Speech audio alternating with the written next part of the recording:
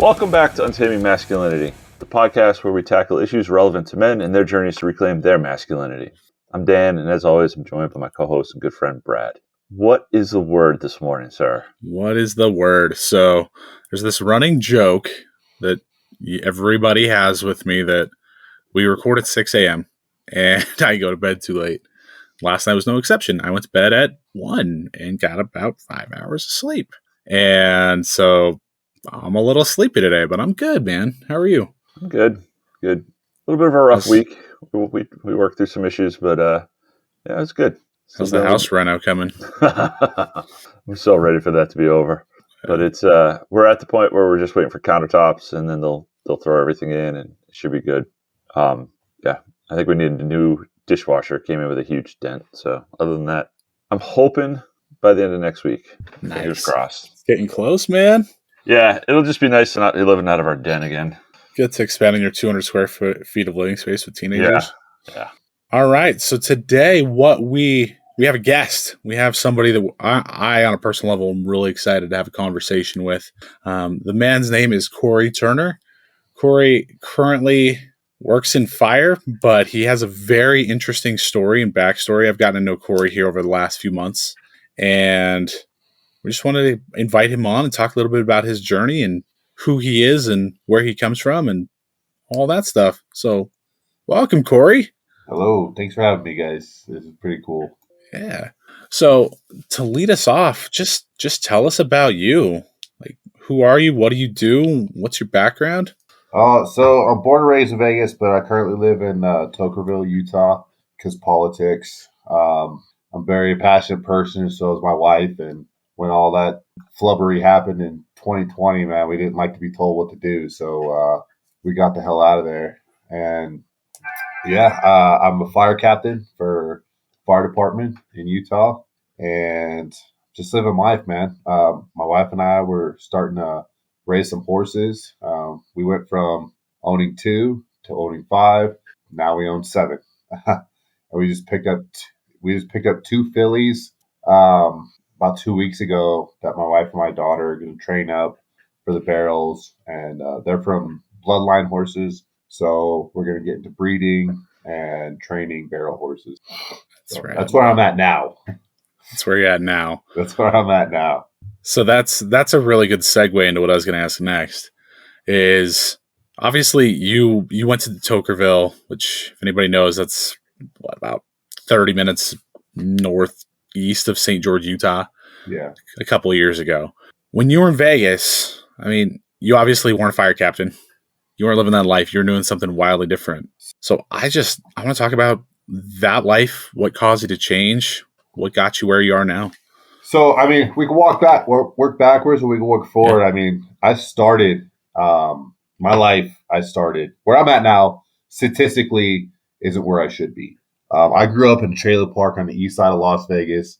It doesn't even exist anymore. And the east side of Las Vegas, if you've never been there, it is not the best side of town anymore. It used to be North Las Vegas, which they cleaned that up a bit. But Sunrise Manor is pretty rough. And growing up, going through it, it was the Mormon side of town, because the Mormon temple's on that side of town. And it went from like a very, very upper class neighborhood to it is the poor side of town now. And it was starting to go to that poor side of town when I was growing up. And I grew up in a broken home. My biological mom she was a drug addict. I think she had me at 16 or 15. I can't remember because I don't know how old she is. She either got pregnant at 16 and had me at 17 or I'm sorry, she was about to turn 17, or she got pregnant at 15. But needless to say, she was young. She was a child. And then she married my 21-year-old father at the time, who he is not the best. He's your stereotypical abusive, storybook dad, mentally, verbally, physically abusive. And it was just rough. I grew up with 2 other brothers and 1 sister, and they all pretty much are statistically where they should be. They're all working dead-end jobs. My brothers lived with my parents several times. My sisters lived with my parents several times. My younger brother finally got his shit mildly together, and he moved out to Texas. And yeah, I mean, that was my childhood in a nutshell. I mean, it was hard to say the least. And I always grew up and I knew I was different. I was very active in school. I played sports. I did anything I could to get out of the house, really. And it's led me to, that's probably where my drive came from, is not wanting to be home and be in that environment. Yeah, that's. I think that a lot of guys can resonate with that. You think about a rough background, something that's not ideal. Parents who weren't necessarily there for you. Being brought up in whether it be an abusive environment or an unhealthy environment, and that can be detrimental. And like you said, you have three siblings, and two of them are very much stuck in that. One of them kind of got out, and then there's you. So that question becomes, when you were growing up, obviously you there was something inside of you that kept you pushing forward when you very easily could have just chosen the easy life, chosen the easy way out. What do you I think know. that was? I don't know. I honestly don't know, because if I mean, looking back in hindsight, it's like I was definitely a weird dude, and I enjoyed school, and none of my other siblings enjoyed school. Like, I got really good grades all the way through high school. I was on, the dean's list, honor roll, all that stuff. And my older brother struggled with school. My younger sister, the only reason she passed is because she took all the same classes I did a year later. And my baby brother didn't even make it to high school. He just dropped out. So I don't know. I don't know why I was different. I just knew I was. Even as a young kid, like when we do chores and stuff, they'd all like. I've always had this mentality of do the things you have to do in order to do the things you want to do. I can remember thinking stuff like that as a kid. Like, chores had to be done, and if they weren't done, you got grounded. You had to do them anyway, and you got beat. So those are three things I didn't want to do. You know what I mean? So I was like, I did the things I had to do, and then I went outside and I played all day. I got my homework done in school, so I didn't have to come home and do homework, chores, deal with a shitty father, and then go outside. I got straight to going outside as fast as I could. And that is pretty much how I lived my life, like all the way up until high school. In high school, I was barely home. I tried to do all the correct extracurriculars that I could to be at school as long as possible. That being said, in high school, it's a lot of what is the word I'm looking for? Oh my gosh, drew a blank. Anyway, I started doing bad stuff in high school. My temptation is the word I was looking Temptation. for. There you go. Yeah. So my buddies got into drugs. I got into drugs, and it was more of like, again, here's the difference between me and my friends. They were very much addicted to drugs, and I was like, I could for sure go without this, but it's fun while it's lasting. And then one day, my dad was like, I know you're on drugs. If you don't stop, you'll go to rehab. I was like, cool, I'm done then. Of course, I didn't stop, but it was because I moved out. And then I started living with my girlfriend at the time, my high school girlfriend. And we were just, I joined the gang life.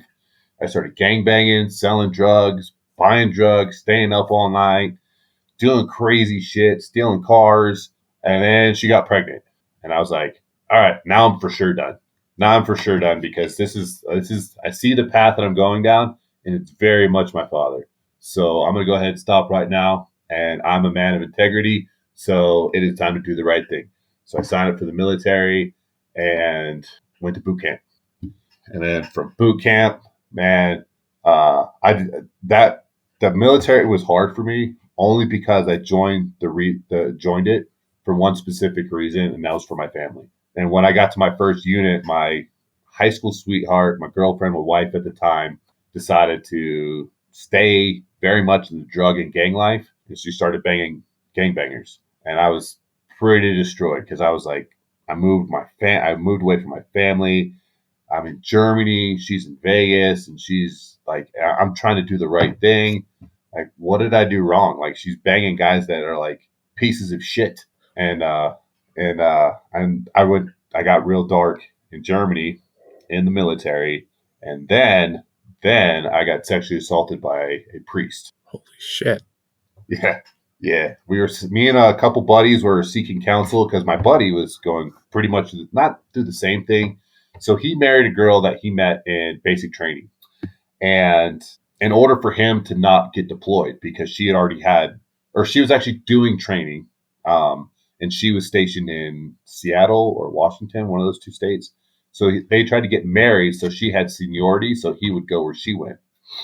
That didn't happen, so he got sent out to Germany with me, and she started banging other soldiers, and he was having a hard time dealing with that because he was like in love with this chick for some strange reason. So we started talking to this priest, and he took us out for drinks one night, and he drugged my buddy and I, and took us home and sexually assaulted us. And that, going through that as a 19-year-old dude who just got his cheated on by his high school sweetheart, man, I went down spiral. I was fucking broken. I was hardcore broken for a very long time. Dude, that's heavy. Like Wow. there's a lot to unpack there. And do we have time? I mean, that's up to you, man. I guess the question then becomes, you're sitting there in a spiral. And when life is at its darkest, anything's on the table. Anything. Yep. Obviously, you could have chosen any number of paths. And the path you've chosen has put you here where you are today. What happened from there? Like, what did that recovery or that emergence from the abyss look like? It wasn't immediate. I got stuck in the abyss for a bit. So I was 19 going on 20 when that happened. And I probably didn't pull my shit together until 30. I spent 10 years at the bottom of a bottle, avoiding talking to shrinks because I didn't want to be diagnosed with PTSD. I didn't want to. Well, at the time, there wasn't a PTSD diagnosis for sexual assault. It was just, you kind of had to deal with it because the military didn't really have a thing for that. So it wasn't until 2017 that they finally approved my PTSD claim. So I got out in 2005. So for 12 years, well, no, that's not true because 2016 is when I started getting my shit together. So about 10, 11 years. But I came back and I got divorced and then I got remarried because I didn't want to be alone. So I married one of my sister's really good friends who I knew in high school. And the first year of that relationship should have been an indicator of where it was going. It was just, she was water, I was gasoline. We did not mix. It was the most toxic thing you could think of. It was bad. It was real bad. She was very entitled. I was broken and she was controlling. And it just got to the point where it just was so, every day was an argument. It didn't matter what it was. It was as petty as dishes not being done or something. And I don't want to shit on her because I did my part too, but like she contributed 100% zero to the relationship. She didn't bring anything to the table. She didn't cook. She didn't clean. She had no dreams. I at least was trying to get my shit together. In 2010, I went back to school to get because I had the VA bill or GI Bill. So I went back to school because I was like, I need to pull myself out. So I went to school and I got my bachelor's degree and I started doing marketing things. And she was regressing. She went from working at, what is the place called? Margaritaville, which Margaritaville at the time was union, still is union. Like, it sounds funny, but dude, they were making $20 an hour in 2010. $20 an hour. Oh, yeah. To be a host. Yeah.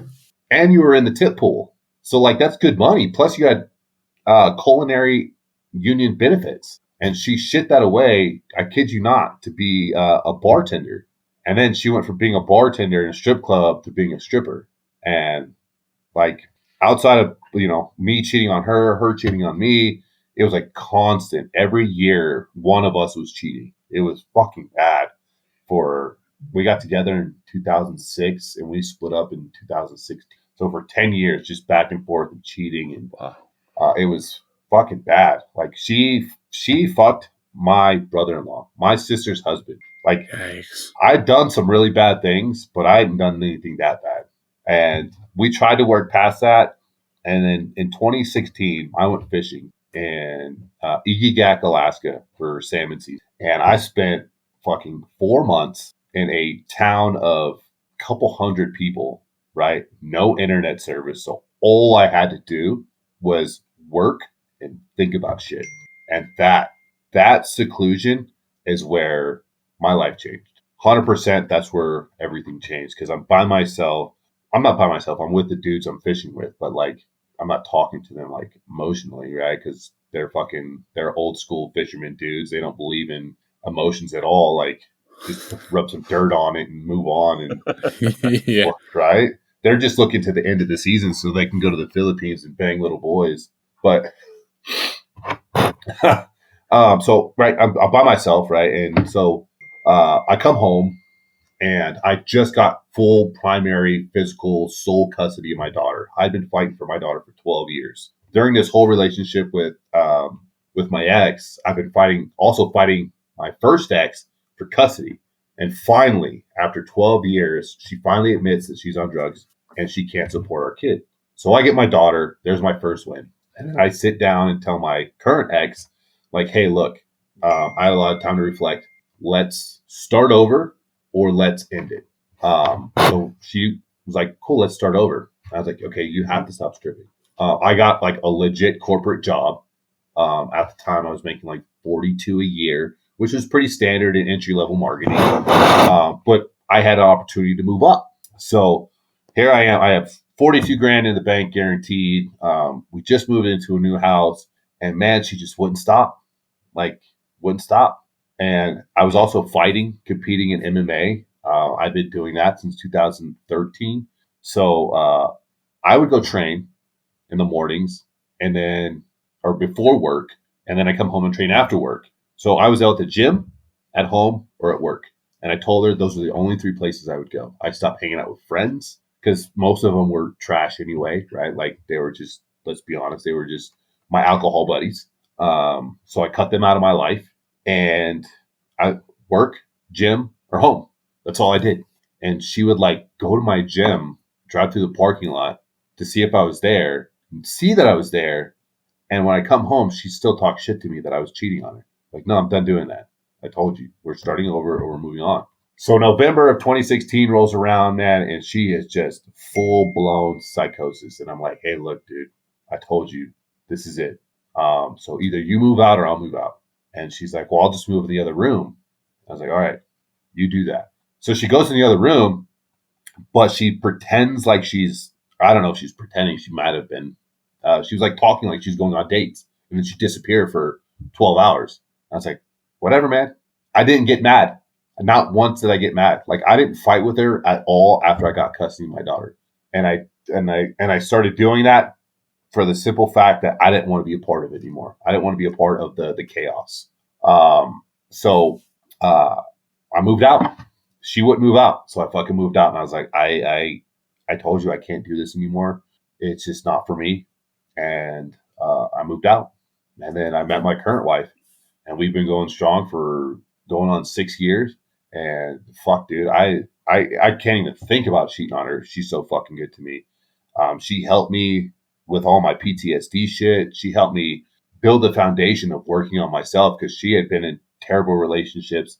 And like her mantras, like her dad, taught her quantum physics and had her read manifestation books when she was a kid, for real. And so she's like eons ahead of me on the mental game. And that's why my mental game is so strong, is because I'm with somebody who's so fucking mentally strong. So yeah, I mean, and that's where my life changed in 2016 when I was like, I'm done with the bullshit. I don't want to do this anymore. I don't want to be broken. I want to fix myself. I know I'm better than this because, growing up, I had those cues in my mind that do the things you want to do the things you want to do, or do the things you have to do the things you want to do. And I was like, I need to get back to that. I need to get back to that kid who wasn't broken and let him be free. And that's where I'm at today. And that's why I am succeeding in life, is because I told myself, I was like, dude, you're gonna end up as a statistic. And I've always thought that it's either progress or be a statistic. And I don't want to fucking be a statistic. Dude, that is an amazing story. Like I'm just sitting here, my jaw dropped the entire time listening to that. And it's not done either because I almost died twice. Man. So here's the thing that I'm drawn back to as you're talking about that whole story. It's your time in Alaska. It's that 4 months you spent with where you cut out the outside noise and you cut out, the phone, you cut out the drama. It was just you and your mind. Yeah. Like maybe arguably from what you were telling us in the story, that might have been the first time in your life where you had something like that. It was. For 4 months on top It of was. that. So because of the environment I grew up in, I never wanted to be alone.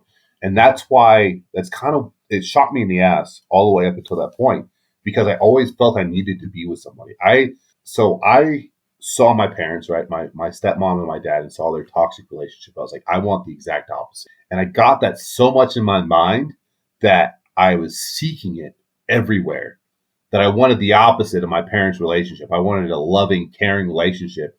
And I make a joke about it, but I love them all.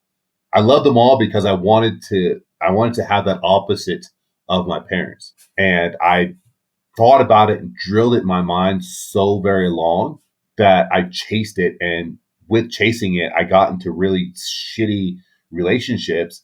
And even though they were shitty, I was still chasing it because I had inceptioned myself to trying to make it work, and then I spent 4 months by myself, which I had never done. I hadn't been by myself since I've never been by myself, especially as an adult. I've had siblings or I've had girlfriends. I've never been alone. And I spent 4 months fucking alone. And it was honestly the best thing I've ever done in my life. I was like, dude, who are you? And there's people today that I talk to that I've helped. And they're like, there's 30 something, 40 something year old people that I talk to. They don't know who they are. I have a friend who's been in the Mormon church her entire life. And she's like broken now because she started stepping away from it. And her parents were shitting on her. She got tattoos. They shit on her. She drinks. They shit on her. She drinks coffee. They shit on her. Now all that stuff's okay. And she's like, I just spent the last 15 years getting shit on my family. Now it's okay by the church. What the fuck? And she doesn't know who she is outside of the church. And I'm like, bro, go find yourself. I was like, because I found myself in a fishing town in Alaska. That's where I found myself. And I will always be grateful for that time, even though I was with some disgusting, oh my gosh, living on a tiny fishing boat with 4 grown men who don't know how to clean up after themselves. Oh my God. It's the grossest thing ever. Like, you don't even want to go to sleep because you feel so gross. And it's not because you feel gross. It's because the motherfuckers won't wash their dishes after they eat off of them. And they've probably been doing that for 30 years, man. Yeah, bro. And I have the least seniority on the boat. So guess who gets to do all the dishes? This guy. I'm earning my paycheck while these fucking guys are just shitting on me. But it was a good time. It was a good learning experience. And like I said, I'm grateful for that time because it's the only time I've ever been by myself. I mean, if you think about, I can't even calculate the hours. What is that? 24 times 30 is what? 680. 7. Is it 680? Yeah. No. Yeah. Is it? Yeah. No. No, it's not 720. 720. I can't do that. So times 4. So times 4. That's how long I was by myself. I spent that many hours by myself. Yeah. So like 3,000 hours? Yeah. Close to 3,000 hours. So during that whole time, was it like a conscious thing where you were sitting there going, I got to figure this out. I got to fix myself. I got to figure out how to make life better. In Alaska? Or was it like just subconsciously kind of like flowing through? In Alaska or just yeah. In Alaska, it was a fight. It was because I'm missing out on home. I had my custody hearing pending, so I left in May, and my custody, I left in April, and my custody hearing was at the end of July. So I have that pending, so I'm thinking about that. But also, I know I am with somebody who's not faithful, so I have to deal with that mentally. And after that first month, it was like I talked to her maybe 2 or 3 times, and I was like, I guess it's not that important. And then like my buddy is going through the same shit where his wife is like, but it was her who was like, we need to see other people while he's gone. But he was a piece of shit. I mean, so was I. but it was same but different. But I was like in my head a lot, and it was trying to fight the voice that was telling me it's okay to be alone. I was fighting that voice for the first month, and after that first month, it was like, this is being alone. This is okay.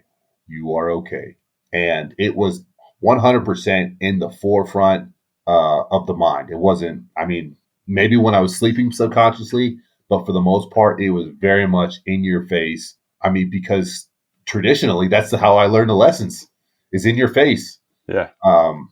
I've rarely learned subconscious lessons. I've been better at it now, but every lesson I've ever learned in my life was a hardcore, in your face, fuck you lesson. And that was no different, because I tried to fight it, I tried to fight it.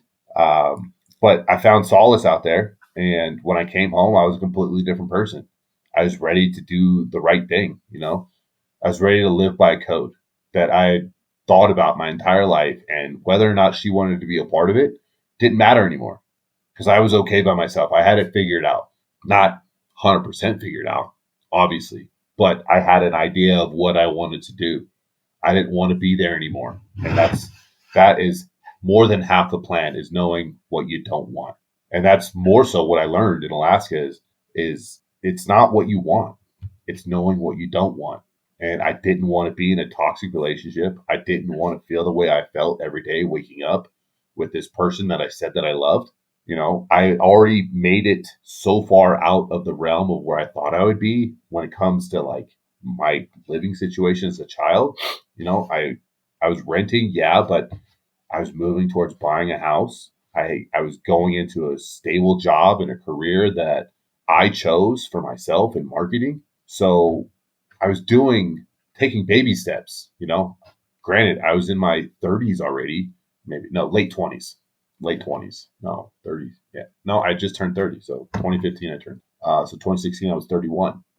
So I was like, it's all right. Age doesn't matter. I could still win. And that's what I did. I started chasing the win. And I didn't care who was with me. I didn't give a fuck, because it seemed that people were against me. So I was like, all right, so I'll cut ties emotionally.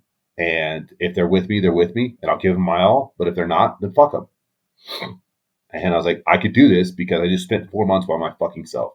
And I know mentally I could push myself through it. No, man, there's a lot to unpack there, and I'm drawn to a couple of thoughts. One of these was actually something you and I talked about earlier this week, Corey.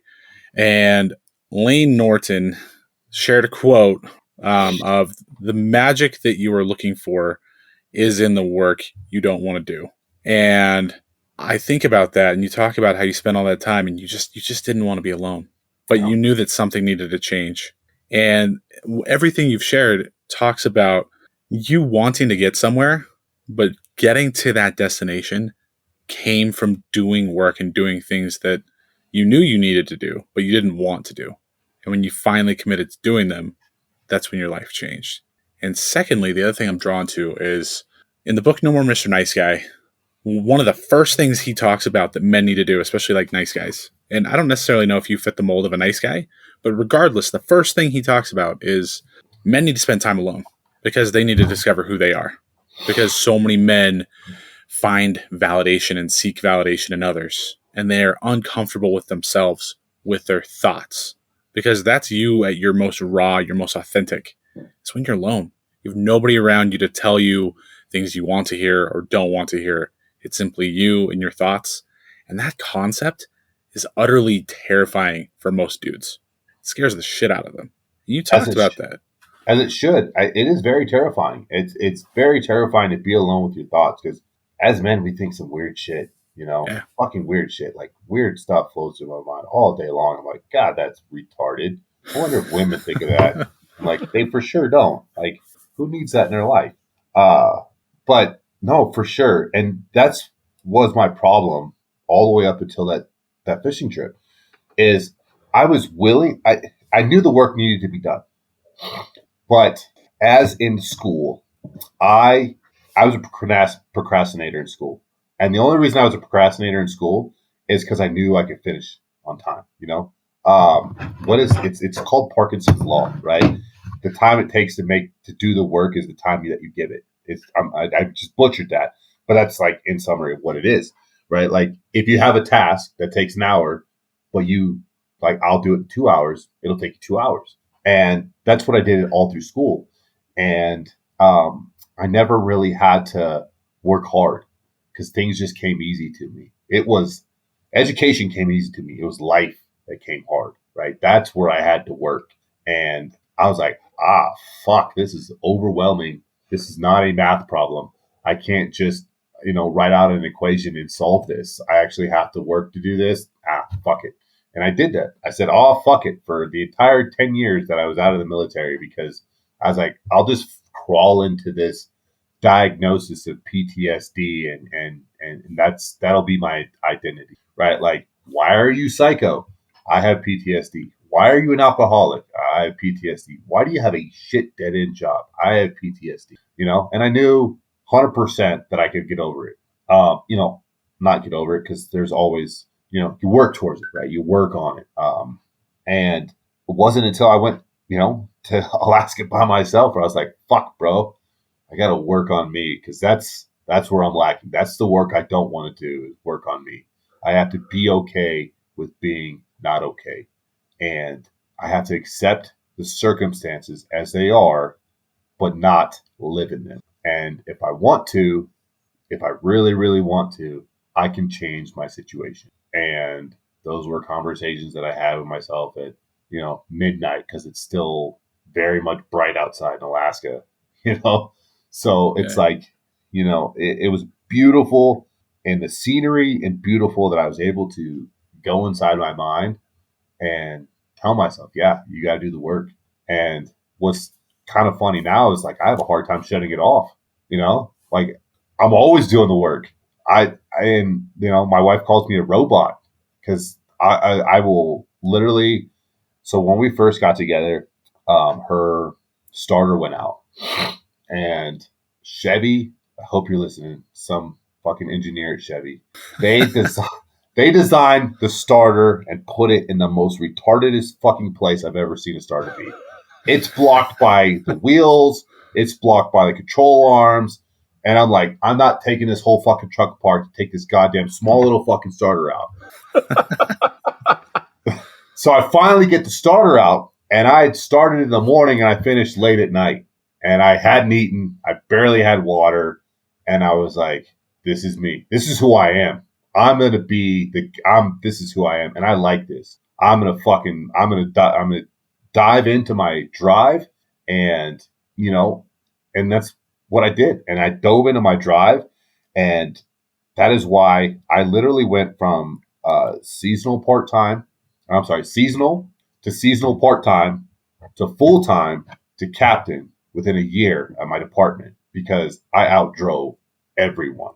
I outdrove people who've been here for several years, and I outdrove them to get this promotion. And I did that in several jobs after my fishing trip in 2016. And that's just who I am now. And I'm okay with that. And I'd rather be that person than go back and live one day as a person as I was before. Corey, your stories got me thinking about this concept that we talk a lot about, how guys need to find their pack. And then the dichotomy to that is Brad's point about, guys need to be alone, right? And you're kind of the perfect example of early on in your life, you identified, whether you realized it or not, that you needed a pack around you. Yeah. You just seemingly always built the wrong pack from the way you tell your story. 100%. And then you had that epiphany, that moment, forced or not, where you had to be alone. And you were able to kind of like resort things out and figure out, okay, I'm okay being alone, but I like having people around. So I'm only going to let the people around who I want and who benefit me and I can benefit them and are not just dragging me down. So it's a really cool evolution where I'm not sure you realized it early on in life, but you realized the value of having that group, that support network around you. You just seemingly didn't build it correctly for some reason or another the whole way along. And then you were forced to kind of have that reset, and then you've rebuilt it, it sounds like, going forward. Yeah. So it's a really cool kind of evolution through the concept that we talk about.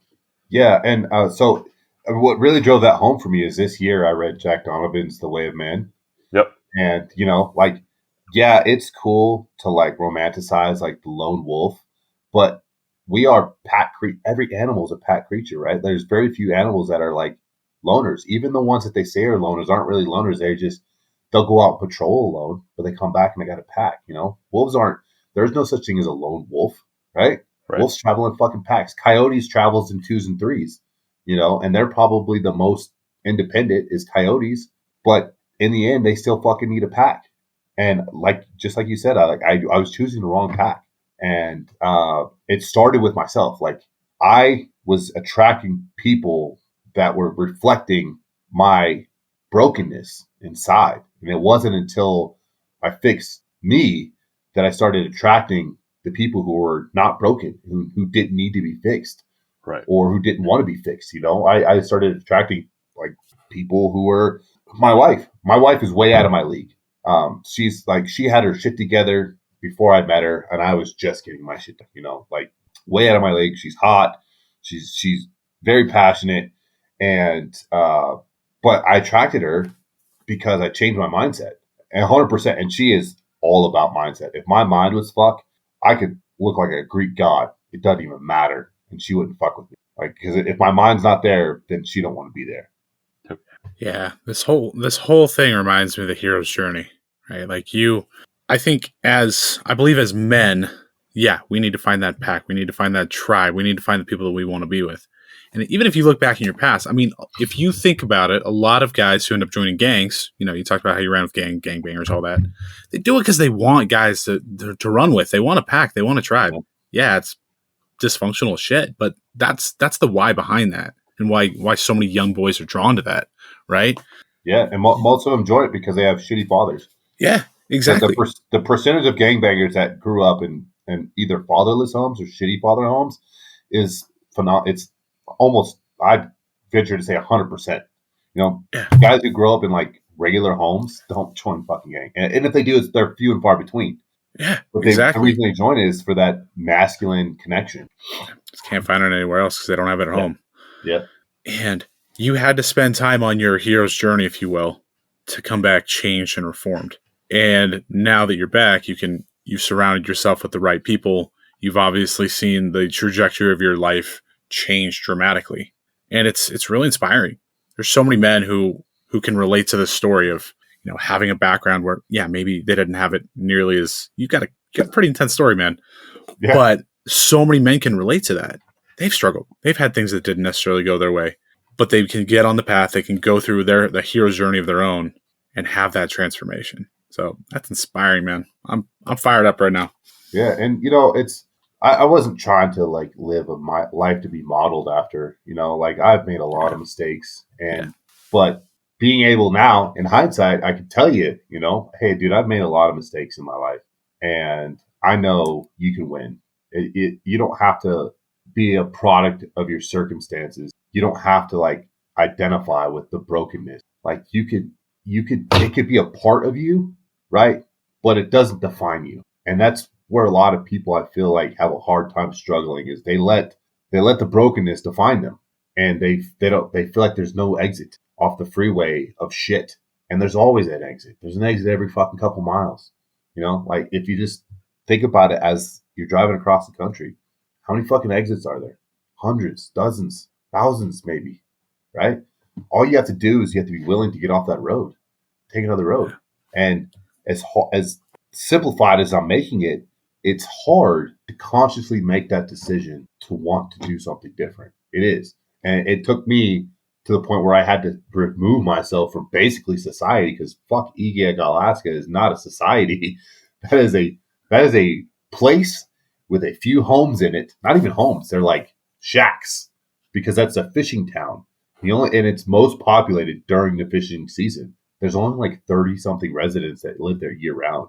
Everyone else is a transplant during the fishing season. So like I went there. That was my, coming of age, like in old times, they sent the young kids, the young boys out to be men and they were alone for days, weeks at a time, and they could not come back unless they killed the wolf or killed the bear or survived an X amount of time, by themselves. And then they came back and then they were part of society.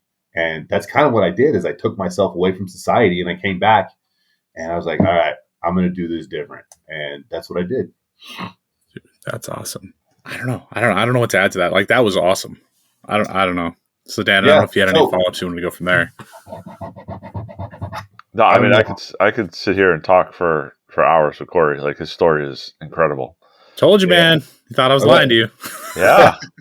Like I said, this is only up until 2016. After that, like, I got a lacerated pancreas in my last MMA fight in 2018, and I nearly died because I had pancreatic fluid in my abdomen that was killing me. I almost went to kidney failure, renal failure. I went jaundice because my liver was failing, and it was the reason I made it out of that in 2018. So I almost died twice, 2018 and 2019. 2018 was like the initial brunt. Like, I looked dead. I went to the hospital 3 or 4 times. They didn't do anything for me. And then I went the last time and my eyes were like yellow jaundice to where you could see it across the room. Wow. And I was gray. My face was gray. And a doctor came in and goes, do. Went to my wife, was like, is he normally that color? And she goes, no, he needs help. And he's like fucking scrambling, getting all these doctors and tests done. That's how they found out that I was like dying. And luckily they got me, patched up enough to where I lived a semi-normal life for a year. And then 2019 came around and found out I had 12 liters of pancreatic fluid in my abdomen. 12 liters? 12 liters. Holy crap. Holy crap. Yeah. I weighed like 200 pounds, and I think 20 or 30 of that was pancreatic fluid. I weighed over 200 pounds. I was like 215, 220. I was going to say, that's like 3 gallons, right? Yeah. Yeah, man. Yeah. So that's like 24 pounds. 24 pounds of that was pancreatic fluid. So funny. All right. So I finally go to the hospital and because I got a bloated abdomen, and they're like, "Oh, we need to drain you," because they think it's ascites, which is just inflammation of the stomach or the lining. And then there's like a clear fluid that'll build up to protect your stomach lining. So they start draining me, and I go, "I bet you it's pancreatic fluid," and the guy's like, "Ha, you'd be dead." And I was like, "Okay." So they start draining me, and what looks like green milk, right? It's green because it's infected, and it's very white and milky. And it hits the bottle, starts dripping, and the guy's face goes like pale white. And he goes, "I'll be right back with the doctor." And I go, "Hey, when you go to tell him it's pancreatic fluid." He goes, "No, you'd be dead, but I'm gonna go get the doctor." The doctor comes in and goes, "Oh, okay. Let's get that tested." And I go, "You don't need to test it. It's pancreatic fluid. I'm dying here." He was like, "No, you'd be dead." And he comes back and you're like, "We need to get all of it out of you. It is pancreatic fluid." And I was like, "For the win." Oh my God. So I spent 6 weeks in the hospital for them trying to figure out what either to cut it out or figure something out. So they were going to cut it out. I went from, I can't remember the hospital I was in Vegas. I was in 3 hospitals in Vegas, and then I went to the VA in San Diego or San Francisco, and then I went to what is the hospital in San Francisco? Really, really, really nice one. Anyway, I ended up there, and this doctor goes to do surgery on me, and he's like, he cuts me open, and I wake up, and I'm thinking, "Oh, I'm saved," right? And he goes, "So we couldn't perform the procedure because everything inside your stomach is scar tissue." And I was like, "What?" He goes, "Yeah." And he showed me a picture. So have you ever seen what like guts look like? They're very colorful, right? Very red. So he shows me a picture of my insides, and it looks like the bottom of Mariana's Trench. It's gray, and like he said, he touched my pancreas, and it was like scar tissue just fell off. And he's like, I couldn't. There was nothing I could sew. There's nothing I could, I can't fix the laceration because it's all scar tissue. Like there's nothing to attach to. It's all dead. So they ended up putting like a bunch of stents in me, but that tested my mental stability like nobody's fucking business. And again, I was by myself. My wife came out to see me towards the end of it, and I was fucking broken. And I called her one day, and I broke down. I was like, I don't know what to do. I don't know what to do. And she goes, well, do you want to die? I said, no, I want to live the rest of my life with you. She goes, okay, well, tell God you don't want to die, and we'll get it figured out. So, and I am on a Dilaudid drip. So I am mentally high as fuck on pain med because my insides are being eaten and I'm in constant pain. So I sit down and I have a conversation. I don't want to die. I want to see my son grow up to be old, right? Because like he's my youngest one. So if I grow up to see him be old, then I can see my other ones be old. And he was there, so I was focused on him. And that night I was supposed to be transferred, and they had told me that morning, like, you won't be transferred for another 3 weeks. And then I broke down. I had a conversation with my wife. She's like, talk to God. And we don't have a structured concept of God. Ours like universe, like we're not traditional Christians. Very much play with paganism, because I believe that like everything has energy, and to give it all away to one person is like, it doesn't compute in my mind. So like I give everything is like energy, right? Like there's no creating or destroying it. It's just energy. So I'm like, I don't want my energy to be taken reconsumed by the universe. Like I want to give my energy away to my kids and my wife. That's where I want my energy to go. So like 2 hours later, like, you're getting transferred. And I was like, this is it. I made this happen. And then from there, it was like uphill. I got good news after good news after good news. The doctor was able to put a stent in that redirected the fluid. So I was able to go back into my body. And then I had the surgery on a Monday. And I had a goal from the very first time I got to San Francisco. I was like, I will be home by June 1st. And I think I got to San Francisco like the beginning of May. No, I got to San Francisco end of April. So I spent 5 weeks just in San Francisco. And I was like, I will be home June 1st. I will be home June. So I think it's May 27th or 28th. And they're like, we have to push your surgery out one more day. And I was like, this is okay. This is okay. I will be home by June. So I had my surgery on like the 27th, 28th or 29th. And they're like, okay, what we need you to do is we need you to eat to see whether or not your pancreas inflames and if the seal breaks. So I ate, and I hadn't eaten in 7 weeks. I was on a PICC line. I was on NPO. I didn't eat for 7 weeks. So I ate as much as my tiny little tummy would handle. And the doctors came in later that afternoon and they're like, how do you feel? And I was like, I'm hungry. And they're like, well, that's good. But how does your stomach feel? And I was like, honestly, I was like, I feel like I did before all of this. Like there was no pain, nothing. So the 30th comes around and the nurse comes in. She's like, well, I know you wanted to be home on June 1st, but I have some bad news. She goes, the bad news is we're going to send you home tomorrow. And I was like, fuck yeah, let's go. So I went home a day earlier than I wanted to in my mind because I had like mind fucked my body into like healing itself and making all these things. This is in my mind. I made all this happen in my mind because like manifesting and shit, right? So and then from there, like I never looked back. I never identified with that. I tell the story all the time for like inspirational purposes, but I didn't live in that, not one day. I got home. I detoxed off Dilaudid for 3 weeks. I didn't take anything. I went back to work and I started crushing life. And I never looked back. I was like, that time in Alaska, spending time in my mind for the 4 months helped me get through nearly dying twice. I mean, yes, I did break down, but like when you're facing death, like if you don't break down, you're probably not a person. Yeah.